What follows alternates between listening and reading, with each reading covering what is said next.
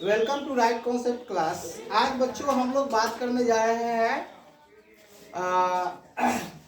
Class में जितने बच्चे बैठे हुए हैं और जो स्टूडेंट्स इन वीडियो को देख रहे हैं, ठीक है। आज हम बाबा साहब भीमराव अंबेडकर के बारे में बात करने जा रहे हैं और बहुत सारे एग्जाम वगैरह में जो है इनके बारे में क्वेश्चन आता है।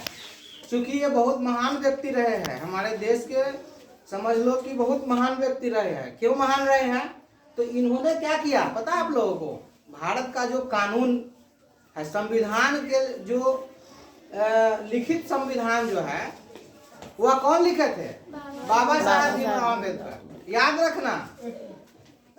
और संविधान कितने दिन में बनकर तैयार हुआ था? 2 साल 11 महीना 18 दिन। 2 साल 11 महीना 18 दिन, ठीक है। और क्या कारण है कि आज किताबों में इनका नाम और इनका जीवनी छप करके आ रहा है? सभी बच्चों को इसके बारे में जानकारी होनी चाहिए। आज अभी तो 10th क्लास में हो, आगे जाओगे 11th 12th में जाओगे, फिर ग्रेजुएशन करोगे, उसके बाद सिविल सर्विस वगैरह के एग्जाम में जब तुम बैठोगे या किसी भी कंपटीशन वगैरह में बैठोगे तो जो है यही से क्वेश्चन बन करके आएगा, ठीक है बच्चों। अब ध्यान दो इधर। अब सबसे पहले उनके बारे में जान लो, बाबा साहब के बारे में। तो 14 अप्रैल 1891 में उनका जन्म हुआ था। कब जन्म हुआ था? 14 अप्रैल 1891 में। बिल्कुल। और उनका जन्म स्थल कहाँ था? तो मध्य प्रदेश के मऊ जिला में, ठीक है। अब मध्य प्रदेश भारत के नक्शा पे अगर आप लोग देखिएगा तो मध्य प्रदेश आपको भारत के नक्शा के बीचों बीच दिखाई देगा, ठीक है। मध्य प्रदेश जो है ना बहुत अच्छा जगह है, कभी जा करके देखिएगा, बहुत बढ़िया जगह है। और देखिए, अब बाबा साहब भीमराव अंबेडकर का जन्म एक दलित परिवार में हुआ था, ठीक है। और मानव मुक्ति के पुरोध थे, ठीक है।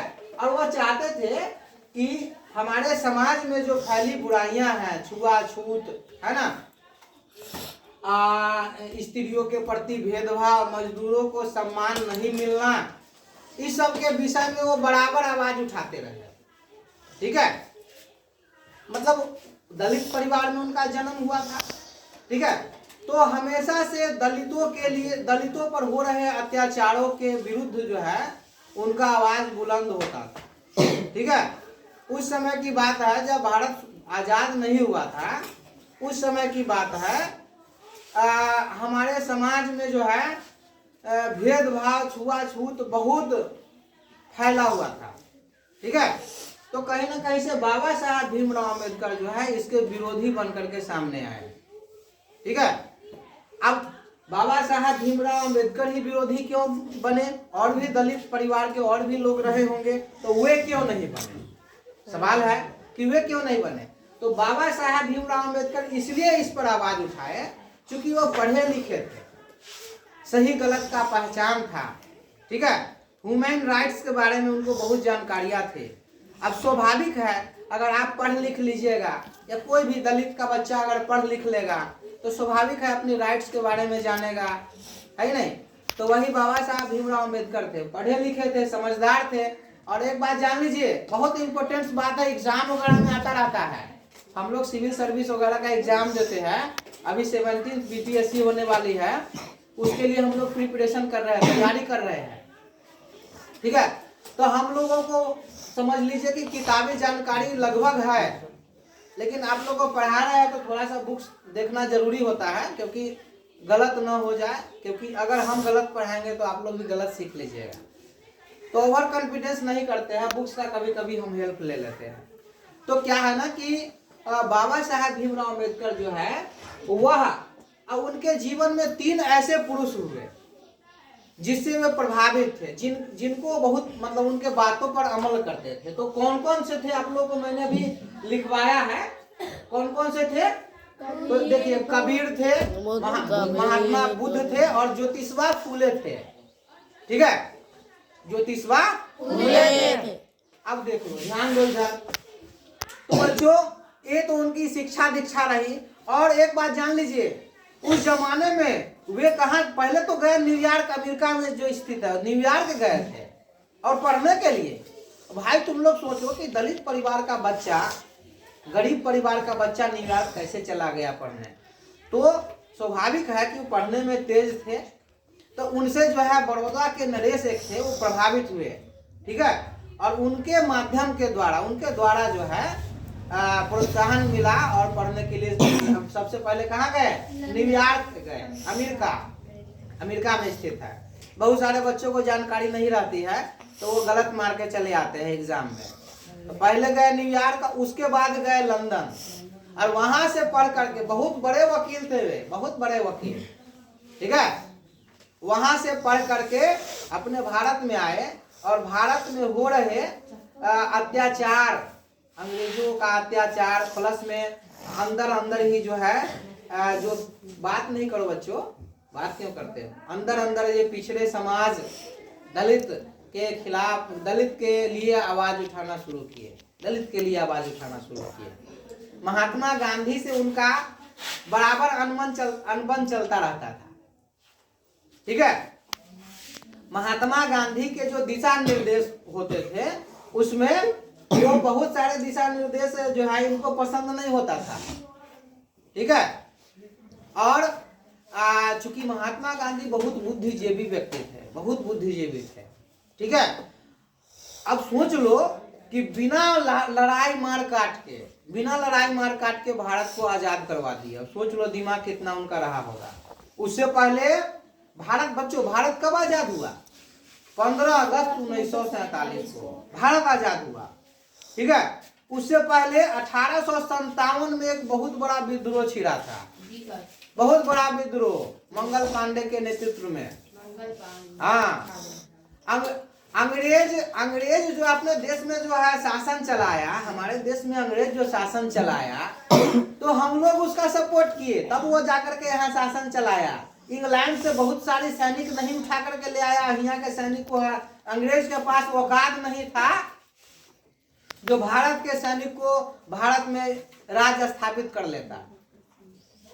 अंग्रेज दिमाग का बहुत तेज था, वह देखा कि भारत जो है राजाओं का देश है, यहाँ पे अलग अलग राजा सब अपना अपना राज काज लगैले है और आपस में लड़ता रहता था, तो अंग्रेज इसका फायदा उठा लिया। अब 2 की लड़ाई में तीसरी की फायदा हो जाती है और अंग्रेज इसी का फायदा उठाया, व्यापार करने आया और राजाओं के बीच युद्ध करवा करके कमजोर बना दिया और यहाँ पे शासन स्थापित किया। फिर भी यहाँ पे शासन स्थापित करने में यहाँ के सैनिकों का ही सहयोग था। और 1857 जो विद्रोह हुआ था इसमें इसको सैनिकों का विद्रोह कहा जाता है, ठीक है। अब मंगल पांडे जो है वह बंदूक में लगे चमड़े का विरोध किया, कारतूस जो था ना चमड़े का लगा हुआ था उसका विरोध किया। अब इसके विरोध में मंगल पांडे को अंग्रेजों ने मार गिराया। अब स्वाभाविक है कि देश की सैनिक को आप मार दीजिएगा जो इसी देश का है तो सैनिक विद्रोह होगा, और भारी संख्या में जो है भारतीय था सैनिक में, दबा दबा के अंग्रेज के मारते मारते जो है दिमाग टाइट कर दिया, ठीक है। बहुत भारी विद्रोह हुआ, बहुत भारी विद्रोह, बंदूक गोली खूब चला, ठीक है। और उसी समय भारत आजाद हो जाता, लेकिन कुछ कारणवश जो है चूक गया। अब उसके बाद जो है 1917 के अप्रोक्स में जो है गांधी जी का एंट्री हुआ। 1915 के बाद दक्षिण अफ्रीका से गांधी जी लौटे, तब उनका जो है एंट्री हुआ। तब तक बाबा साहब भीमराव अंबेडकर भी उनकी शिक्षा दीक्षा बहुत आगे तक चली गई हुई थी। तो हमारा देश आज भी जो है स्वतंत्र तो हो गया है, लेकिन अमीर ऐसी बात नहीं करो, अमीरी गरीबी छुआछूत ये सब हमारे समाज में फैला हुआ है, ठीक है। और बहुत सारे लोग स्वतंत्र रूप से नहीं रह पा रहे हैं, लेकिन धीरे धीरे जैसे जैसे शिक्षा का माहौल पैदा हो रहा है वैसे वैसे लोगों के अंदर जो है जागृति आ रही है और धीरे धीरे खत्म हो जाएगा। शिक्षा ही वह माध्यम है जिसके माध्यम से आप इस सारे चीज को खत्म किया जा सकता था। और बाबा साहब भीमराव अंबेडकर ने भी यही कहा था, दलितों को आगाह किया था कि अपने बच्चों को शिक्षित करो, शिक्षा दो, तभी जा करके हम अपने आप के अपने समाज में एक प्रतिष्ठा पा सकते हैं। ठीक है।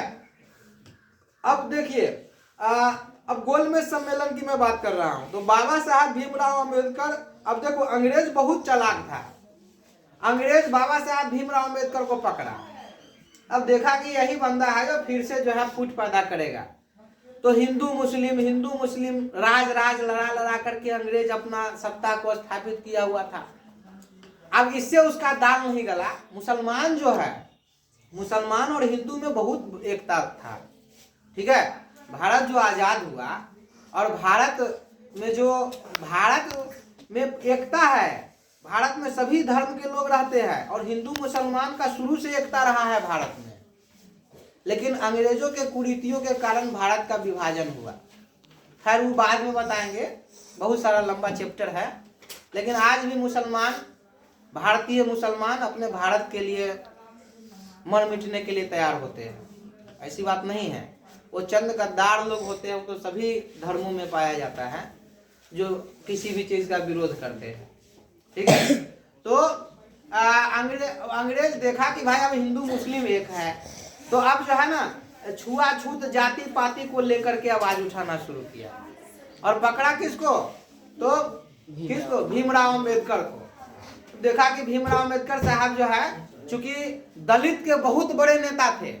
Don't talking to each other because अभी क्लास चल रही है, ध्यान से सुनो। तो बाबा साहब भीमराव अंबेडकर को कौन पकड़ा? अंग्रेज। ठीक है। और गोलमेज सम्मेलन बुलाया गया। 3 गो गोलमेज सम्मेलन हुआ। पहला गोलमेज सम्मेलन में अंग्रेज जो है सभी भारतीयों को बुलाया। कहाँ? इंग्लैंड आइए, बैठ करके टेबल पे बात करेंगे, हर एक मुद्दा पे बात करेंगे। अब चूंकि अंग्रेज जानता था कि महात्मा गांधी अगर सम्मेलन में नहीं आएगा तो दाल नहीं गलेगी, आएंगे तो दाल नहीं गलेगा। ठीक है। तो महात्मा गांधी को भी इनवाइट हुआ और बाबा साहब को भी इनवाइट हुआ। और देखो अंग्रेज फिर से चक्कर चला रहा था, नया ट्रिप खेलने की कोशिश कर रहा था। महात्मा गांधी नहीं गए, बोले कि मैं नहीं जाऊंगा भाई। ठीक है। महात्मा गांधी का कुछ विचार था, कुछ जो है मांग था जिसको अंग्रेज पूरा नहीं कर रहा था। महात्मा गांधी नहीं गए। बाबा साहब भीमराव अंबेडकर पहुंच गए लंदन। वहां पे सम्मेलन हुआ, प्रथम गोलमेज सम्मेलन। बात नहीं बनी, चूंकि भारत के मेन लीडर कौन थे? महात्मा गांधी। वापस आया सब मुंह लटका करके। फिर अंग्रेज फिर विचार किया कि महात्मा गांधी को लाया जाए। जब तक महात्मा गांधी अगर नहीं आएंगे तो अंग्रेज का सिस्टम पता नहीं चलेगा। और अंग्रेज भी महात्मा गांधी से डरता था। अब तुम लोग सोचोगे सर महात्मा गांधी के पास न ढाल था न तलवार था, फिर अंग्रेज क्यों डरता था? तो महात्मा गांधी के पास पूरे भारतीय खड़ा था, मजदूर, दलित, पिछड़ा, है ना, सभी लोग खड़ा था। ठीक है। राजा महाराजा जो भी थे सभी लोग खड़े थे। किसके साथ? मतलब महात्मा गांधी के साथ। अंग्रेज डरता था कि अगर महात्मा गांधी के अगर वो घाव भी हो जाएगा हमारे वजह से तो पूरा भारतीय एक हो जाएगा, हमको मार करके दिमाग टाइट कर देगा। ठीक है। तो अंग्रेज जो है दूसरा गोलमेज सम्मेलन में निमंत्रण दिया। कहा कि गांधी बाबा इस गोलमेज सम्मेलन में आप आइए।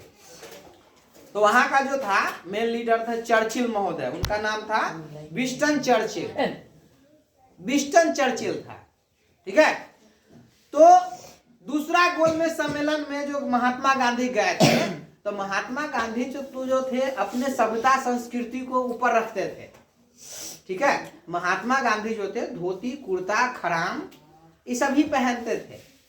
वो किसी भी क्षेत्र में चले जाते थे, अपने भारतीयों का रूप वेशभूषा लेकर के जाते थे। अब अभी के जमाने में तो जो है आज के लड़का जाएगा मुंबई कमाने तो वहाँ के कान छदवा लेगा, नाक छदवा लेगा। ठीक है। और वहां से आएगा। ऐसा नहीं, अपना जो धरातल, अपनी मिट्टी का जो सुगंध है उसको हमेशा साथ में रखना चाहिए। ठीक है। वास्तविक जीवन जीने में जो आनंद है ना, उस बनावटी जीवन में नहीं है। बनावटी जीवन यह चंद खुशी देता है तो वहां पे महात्मा गांधी भाई खड़ाम धोती कुर्ता में गए, तो वहां का जो मेन लीडर जो थे विंस्टन चर्चिल, उन्होंने कहा था कि ये अरे बाप रे, तो यह बुढ़ाऊ जो है सबके पानी पियले हो रे भाई, ठीक है। यानी कि विंस्टन चर्चिल ने ही कहा था कि अर्धनग्न फकीर कहा करके इनको अपमानित किया था। कहा था कि अर्धनग्न फकीर ये कहां से आ गया है, ठीक है।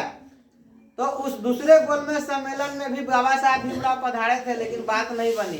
3 गोलमेज सम्मेलन हुआ और 3 गोलमेज सम्मेलन में एक ही गोलमेज सम्मेलन में महात्मा गांधी गए थे, दूसरे गोलमेज सम्मेलन में, और बाबा साहब भीमराव अम्बेडकर तीनों गोलमेज सम्मेलन में गए थे।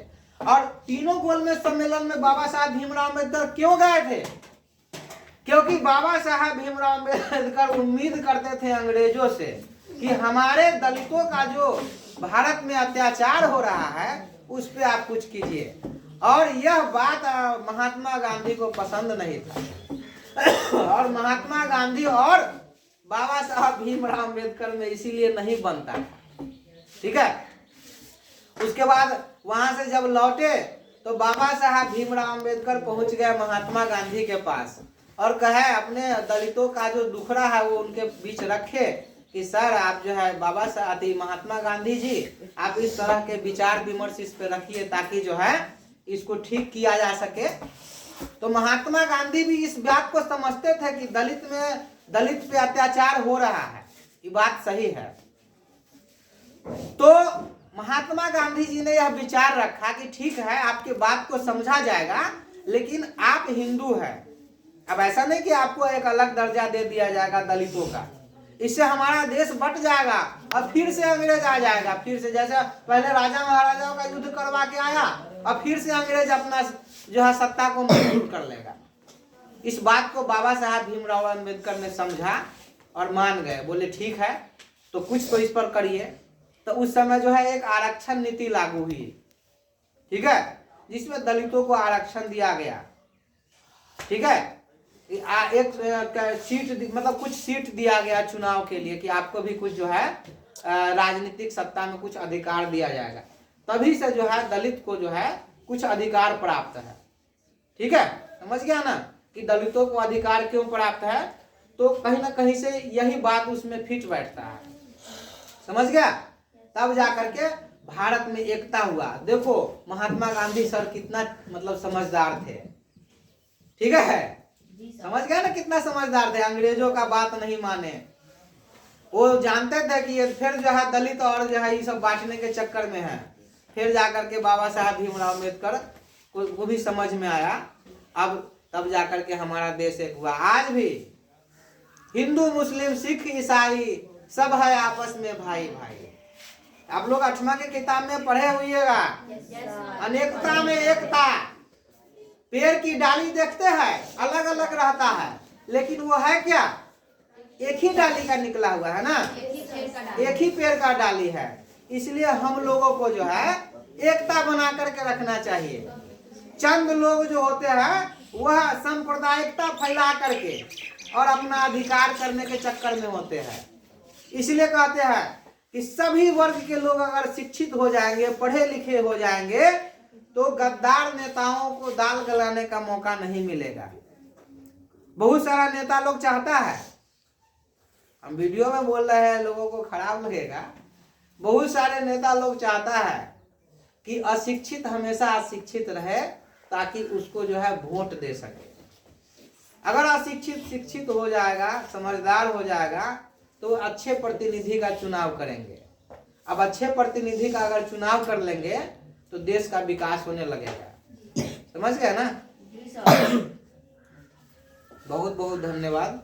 अगले वीडियो में हम फिर इसी तरीका से आएंगे। जब तक के लिए नमस्कार।